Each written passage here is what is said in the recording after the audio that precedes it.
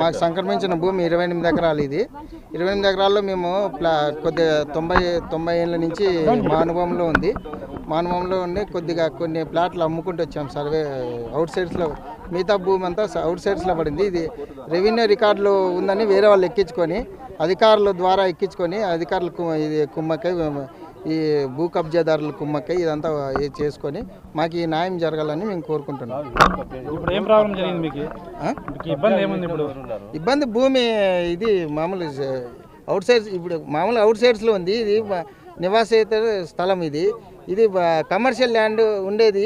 వెంటనే రెవెన్యూ భూమి కింద ఎట్లయితుంది, వ్యవసాయేతర భూమి కింద ఎట్లా చేస్తారు అంటే ఆల్రెడీ రెవెన్యూ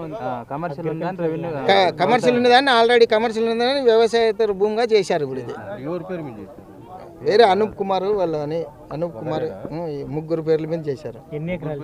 ఇది 7 ఎకరాలు. మిగిలిన భూమి వాళ్ళు 28 ఎకరాలకి నోటీస్ ఇచ్చారు. 28 ఎకరాలకి ఇచ్చింటే 28 ఎకరాలకి రావాలి, కానీ ఈ మిగిలిన భూమి కిందకి ఎందుకు వస్తున్నారు? టోటల్గా ఇప్పుడు 7 ఎకరాలకి ఇప్పుడు నష్టపోతాం. మిగతాది ప్లాట్లు అమ్మినారని దాన్ని పట్టుకోలేదు. ఇప్పుడు ఈ 7 ఎకరాల భూమిని ఎక్కించుకొని వచ్చినారు వ్యవసాయేతర భూమిగా మార్చుకొని. ఇది 30 కోట్ల వాల్యూ అవుతుంది. మా తాత ముత్తాతల నుంచి సంక్రమించిన భూమి. ఈసీలు ప్రజెంట్ ఈసీలు ఉన్నాయి. ప్రజెంట్ ఈసీలు వస్తాయి. మామూలు అవుట్ సైడ్స్ ఉన్నాయి, అవన్నీ తీసాము.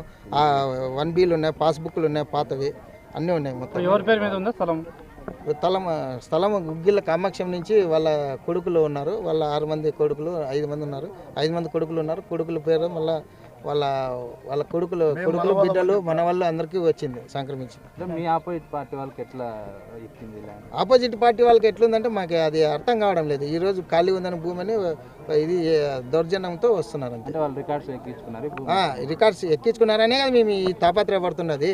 ఈ భూమి అవుట్ సైడ్స్లో ఉన్నదాన్ని ఎట్లా ఎక్కిస్తారనే కదా మేము అడుగుతున్నది. వీళ్ళని మేము అధికారులను అడుగుతున్నాం, వేరే ఎవరిని అడగడం లేదు. అధికారులను ఒకటి అడుగుతున్నాం, మీరు అవుట్ సైడ్స్లో ఉండే భూమిని ఎట్లా ఎక్కిస్తారు వ్యవసాయం అగ్రికల్చర్ ల్యాండ్ కింద అని.